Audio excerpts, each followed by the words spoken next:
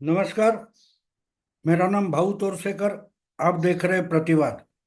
दोस्तों, प्रतिवाद ये मेरा हिंदी यूट्यूब चैनल है, प्रतिपक्ष मेरा मराठी यूट्यूब चैनल है। तो जो सिर्फ मुझे हिंदी में सुनना चाहते हैं वो कृपया प्रतिवाद को सब्सक्राइब करें, क्योंकि मैं प्रतिपक्ष में मराठी में अब हिंदी वीडियो नहीं डालता। दोस्तों, आज का मेरा जो सब्जेक्ट है, विषय है, वो एक सबूत लेकर आया हुआ सब्जेक्ट है। क्योंकि जून महीने में जब 4 जून को लोकसभा का चुनाव नतीजा आ गया सामने और बीजेपी और मोदी जी अपना बहुमत खो बैठे, 303 से गिरते हुए नीचे 240 पर आ गए और बहुमत खो गया, तो मोदी जी गवर्नमेंट नहीं बना सकते, ऐसी जो चर्चा शुरू हो गई थी, उस समय से लेकर कल परसों तक मैं एक बात दोहराता रहा कि मैं मानता हूं कि मोदी जी के लिए बहुमत ये कोई बड़ी बात नहीं होती। क्योंकि अमेरिका के, यूनाइटेड स्टेट्स ऑफ अमेरिका के 7वें प्रेसिडेंट थे एंड्रयू जैक्सन। उनका एक बहुत बढ़िया वचन मैंने कहीं पढ़ा था और मुझे बहुत पसंद आया। क्योंकि नरेंद्र मोदी का कैरेक्टर जो है, चरित्र जो है, व्यक्तिमत्व जो है, वो बिल्कुल उस वचन से मिलता जुलता है। एंड्रू जैक्सन कहता है, one man with a courage makes a majority. यानी एक ऐसा इंसान जिसके पास साहस है, हिम्मत है, बस वही तो उसके समाज के लिए बहुमत होता है, मेजॉरिटी होता है। उसको सिर गिनने की जरूरत नहीं होती, आंकड़े आंकड़ों का जुगाड़ करने की उसे कोई जरूरत नहीं होती, क्योंकि उसका साहस ही उसकी मेजॉरिटी होता है। और नरेंद्र मोदी यह ऐसा व्यक्तिमत्व है को जिसको चुनाव में जीतकर इतना बहुमत, इतना अल्पमत, ये सर्कस करने की जरूरत नहीं है। क्योंकि वो जानते हैं उनको क्या करना है, और जो करना है वो पाने के लिए कैसे कैसे पैतरे आजमाने पड़ते हैं, ये बिल्कुल मालूम है। और इसलिए अगर 282 से 303 तक जाना और 303 से गिरकर 240 पर आना, इससे मोदी जी विचलित होने वाले नहीं है, असहज होने वाले नहीं है। ये मैं 4 जून 2024 से लगातार बोलते आया हूं। और उस वक्त आपको मालूम होगा और याद होगा कि कांग्रेस के दिग्गज या इंडी अलायंस के दिग्गज बोल रहे थे कि अभी हम सरकार बनाने का दावा नहीं कर रहे। मोदी जी अगर बहुमत खो बैठे हैं, फिर भी एनडीए को बहुमत था। 293 एनडीए के, यानी मोदी जी और बीजेपी का जो गठबंधन था, उस गठबंधन का आंकड़ा 293 तक पहुंचा था। मतलब बहुमत से 21 सीटें ज्यादा थी। तो मोदी या बीजेपी का ना सही, लेकिन एनडीए का गवर्नमेंट बन सकता था। तो इंडी अलायंस जो राहुल गांधी की और कांग्रेस के नेतृत्व में बनी थी, वो सरकार कहां से बना थी? तो ये राह देख रहे थे। आज न कल एनडीए में बैठे हुए नीतीश कुमार और चंद्रबाबू नायडू टूटकर निकलेंगे और हमारे साथ आ जाएंगे, और हम उनको हाथ हाथ मिलाकर मेजोरिटी दिखाकर सरकार बना सकते हैं, ऐसी उनकी सोच थी। लेकिन सोच और वस्तुस्थिति, इसमें फर्क होता है। एक बात होती है दोस्तों, एक बात होती है कि आप जब कोई खेल, गेम, मैच देखते हो, तो आप अगर बायस हो, एक तरफा हो, तो आप कैसे जीत सकते हो, इसी ढंग से सोचते हो। लेकिन जो शतरंज का खेल होता है, उसमें आप कोई भी चाल करते हो तो पहले सोचना पड़ता है कि आपकी चाल के बाद सामने वाला कौन सी बाजी लगाने वाला है, किस ढंग से चाल चलने वाला है। वो जो शतरंज का खेल होता है, राजनीति बिल्कुल उसी ढंग का खेल है। तो उसमें पहले देखा जाता है कि मैं ये चाल चल रहा हूं, उसके बाद वो क्या चाल चलेगा और क्या उसमें मेरा नुकसान या फायदा है। और इसलिए पत्ते का, ताश के पत्ते हो, अपने अब हमारे हाथ में जो पत्ते हैं उस पर निर्भर होकर नहीं खेल सकते। ये सोचना पड़ता है कि हमारे जो पत्ते हैं, क्या उससे बढ़कर खेल सामने वाला खेल सकता है, उसके भी हाथ में कुछ तो पत्ते हैं।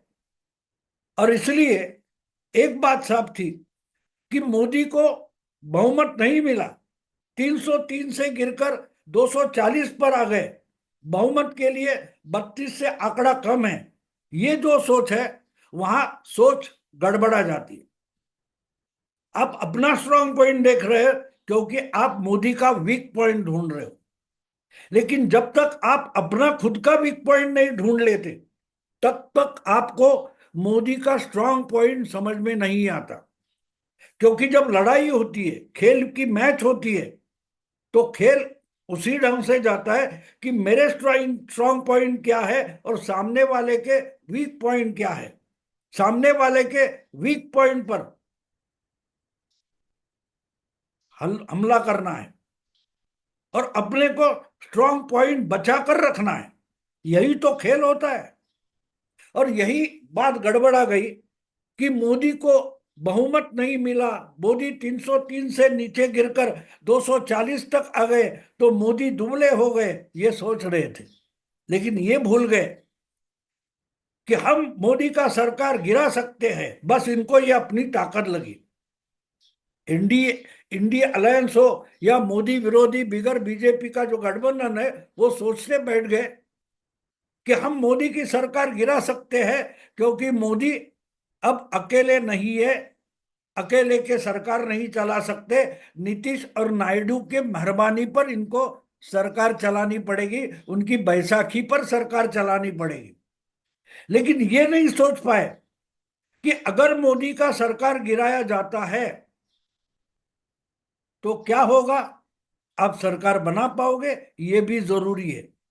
क्योंकि लोकसभा की जो टाइमिंग है 2029 तक है, यानी लोकसभा की जो मोहलत है, टाइमिंग है, कालावधि है, वो अभी 4.5 साल बची है। तो अगर आप सरकार गिराते हो, जो कोई गिराएगा उसको सरकार बनानी पड़ेगी। और क्या मोदी को सरकार से बर्खास्त करके इंडी अलायंस, राहुल गांधी या कांग्रेस या उनके जो सब मित्र दल है वो मिलकर सरकार बना सकते हैं, ये सवाल पर सोचना जरूरी था। अगर आप सरकार गिरा सकते हो लेकिन बना नहीं सकते हो, तो ये आपका वीक पॉइंट बन जाता है। और जब इंडिया अलायंस के लिए सरकार बनाना मुश्किल है, तो वो आपके लिए जितना वीक पॉइंट है उतना ही वो मोदी के लिए स्ट्रांग पॉइंट बन जाता है, बीजेपी के लिए स्ट्रांग पॉइंट बनता है। और इसलिए मोदी जी निर्धास्त थे, बहुमत गवाया, फिर भी मोदी डरे नहीं थे, ना असहज थे। उनको पता था कि ये सरकार गिरा सकते हैं लेकिन बना नहीं सकते। और जो डेमोक्रेसी की, गणतंत्र की प्रक्रिया होती है, उसमें आप बहुमत का जुगाड़ करके सरकार गिरा सकते हो, बना सकते हो। लेकिन अगर सरकार गिराते हो तो आपको सरकार बनाने भी आप जरूरी होता है, आपकी जिम्मेदारी होती है। और अगर आप सरकार नहीं बना सकते तो मिड टर्म पोल आ जाता है। और वही बात मैं रिपीटेडली पिछले 8 महीने से बता रहा हूं कि मोदी की ताकत सरकार बचाने में या सरकार बनाने में नहीं है। उनके विरोधी दल सरकार बना नहीं सकते, सरकार गिरा सकते हैं। इसलिए विरोधी दल सरकार नहीं बना सकते, इंडी अलायंस का गुट सरकार नहीं बना सकता। यही तो मोदी के लिए सरकार चलाने में सबसे बड़ा स्ट्रांग पॉइंट है। ये मैं बार बार बताता रहा। इसका कारण ये था कि अगर आप सरकार नहीं बना पाओगे तो मध्यावधि चुनाव आ जाएगा, और मध्यावधि चुनाव में मोदी जी ऐसी बाजी मार सकते हैं कि जो कुछ आपने 2024 में जीता है, कांग्रेस हो या इंडिया अलायंस हो, उतना भी बचा नहीं पाओगे। तो आप मोदी से डरो ना डरो, इंडिया अलायंस या विरोधी दल मिड टर्म पोल से डरते हैं, ये मोदी जी बिल्कुल जानते हैं। और इसलिए जो आपका वीक पॉइंट है वो मोदी का स्ट्रांग पॉइंट है। आप सरकार गिरा सकते हो लेकिन सरकार बना नहीं सकते। और पूरा गेम अगर खेलना है अगले 5 साल तो इसी स्ट्रांग पॉइंट पर खेलना पड़ेगा कि आप यानी विरोधी दल सरकार बना नहीं सकते। और वही तो ताकत बन गई मोदी की। ना नीतीश हिल सकते, ना नायडू डुल सकते हैं, ना अब कांग्रेस राहुल गांधी या इंडी अलायंस मोदी का सरकार गिरा सकती है, क्योंकि आपने सरकार गिराई और बना नहीं पाए। तो गुस्से में आकर मतदाता जो पहली सरकार थी उसको ज्यादा ताकत देती है, ज्यादा ताकत देती है, ये भूलो मत। सरकार गिराने वाले को सरकार बनाना भी जरूरी होता है। और इसलिए मैं ये बोल रहा था, ये पॉलिटिकल गेम है, मैं गेम का एनालिसिस कर रहा था, विश्लेषण कर रहा था। तो ये थियरी मैंने बताई थी। लेकिन कल परसों इंडिया टुडे नाम का जो चैनल है, मीडिया ग्रुप है, और सी वोटर नाम की ओपिनियन पोल मार्केटिंग करने वाली एक एजेंसी है, दोनों ने मिलकर एक opinion poll mood off the nation, जो वो लगातार कुछ सालों से कर रहे हैं, हर 6 महीने में मूड ऑफ द नेशन नाम का ओपिनियन पोल ये लोग लेकर आते हैं। सी वोटर लेके आता है, कभी कोई भी चैनल पेश करता है। तो इस वक्त इंडिया टुडे ने वो मूड ऑफ द नेशन पेश किया है 3 दिन पहले। तो उन्होंने मेरी यानी भाऊ तौर से करके थियरी के लिए सबूत ही पेश कर दिया। अल्पमत के कारण मोदी सरकार गिरती है तो मोदी को डरने की जरूरत नहीं, क्योंकि मिड टर्म पोल होगा और मिड टर्म पोल में मोदी जी फिर से बाजी मार जाएंगे। ये जो मेरी थियरी थी उसका सबूत आंकड़ों में सी वोटर लेके आया है। और क्या कहते, क्या आंकड़े कहते हैं सी वोटर के? वो आंकड़े कहते हैं कि अभी अभी अगर मिड टर्म पोल हो जाए तो बीजेपी 281 सीटें चुनकर लाएगी। एनडीए यानी मोदी की जो बीजेपी की गठबंधन है वो 343 343 सीटें लोकसभा में एनडीए की चुनकर आएगी। तो नुकसान किसका होने वाला है? यानी सीधा सीधा ये कहना है सी वोटर ओपिनियन पोल का कि अगर आज फिर से वोटिंग हो जाती है तो 50 सीटें एनडीए की बढ़ेगी, बीजेपी की बढ़ेगी, और 50 सीटें इंडी अलायंस की कम हो जाएगी। कांग्रेस की जो 99 है उसमें से 21 सीटें घटेगी और 78 बच जाएगी। तो मैंने तो थियरी पेश की थी कि मोदी बहुमत जाने के कारण बिल्कुल डरे नहीं है, बिल्कुल असहज नहीं है, क्योंकि उनको मालूम है कि उनका स्ट्रांग पॉइंट क्या है। और जो अपना वीक पॉइंट जानता है और अपने दुश्मन का, सामने वाले का वीक पॉइंट जानता है, वही तो खिलाड़ियों का खिलाड़ी होता है। मोदी ऐसे खिलाड़ी है राजनीति के कि उनको अपने वीक पॉइंट जितने मालूम है उस उतने ही सामने वालों के वीक पॉइंट भी मालूम है। और सामने वाले की वीक पॉइंट अपना स्ट्रांग पॉइंट होता है, ये जानकर ही मोदी जी राजनीति का खेल खेलते हैं। तो ये आंकड़े बहुत बोलने वाले हैं, बहुत कुछ कहने वाले हैं। और इसलिए मोदी की सरकार गिराना ये सोच भी आजकल इंडी अलायंस ने छोड़ दी है। जून महीने में 4 जून के बाद लोकसभा चुनाव के नतीजे आने के बाद जो कुछ चल रहा था उसमें ये कि कितने दिन ये सरकार चलेगी, क्या मोदी अल्पमत का सरकार चला पाएंगे?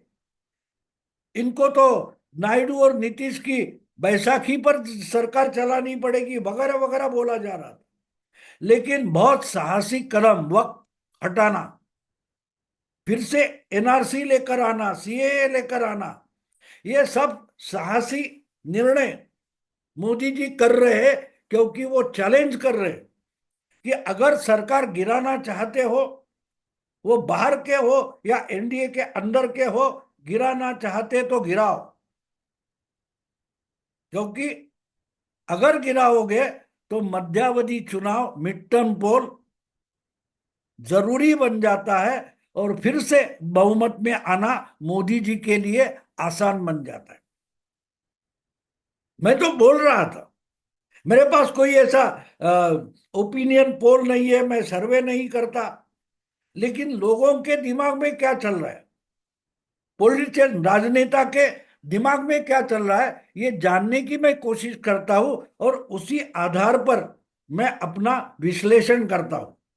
और इसलिए पिछले 8 महीने से मैंने एक रट लगा कर रखी थी कि जो गिराना चाहते जरूर गिराओ, क्योंकि खुद मोदी अपना सरकार गिराने की प्रतीक्षा कर रहे हैं। क्योंकि मोदी जी को मिड टर्म पोल चाहिए, क्योंकि क्लियर मेजोरिटी में जाने के लिए मिड टर्म पोल जैसा और कोई दूसरा अच्छा रास्ता मोदी जी के सामने है नहीं। चुनाव के लिए 5 साल रुकने की उनको जरूरत नहीं है। अगर मिड टर्म पोल हो जाता है तो उनकी सरकार, उनकी सत्ता और मजबूत हो जाती। तो ये मेरी थियरी थी। भाऊ तोरसेकर ये पिछले 8 महीने से कहता रहा, देश में और कोई विश्लेषक, एनालिस्ट नहीं है कि उसने कहा कि मोदी जी खुद सरकार गिराना चाहते, सरकार गिरने की प्रतीक्षा में है, ऐसा कहने वाला भाऊ तोरसेकर छोड़ के और कोई भी विश्लेषक नहीं है। तो मैं तो सिर्फ बोल रहा था, ये दिमाग की उपज थी। लेकिन सी वोटर और इंडिया टुडे उसका बड़ा अच्छा सबूत लेके सामने आ गया। क्यों मोदी जी इतने साहसी निर्णय ले रहे, वक्त का मामला हो, बहुत सारे मामले उठा के ले आ रहे, और सामने वाले को चैलेंज कर रहे, गिरा के दिखाओ सरकार। मोदी जिस ढंग से सोचते हैं, अमित शाह जिस ढंग से सोचते हैं, वो सोच जो है वो समझने की कोशिश करो, तो बीजेपी की राजनीति आपको समझ में आएगी। दोस्तों, मैं अभी यही रुकता हूं। अगर वीडियो पसंद है तो लाइक कीजिए, शेयर कीजिए, और प्रतिवाद को सब्सक्राइब कीजिए। नमस्कार।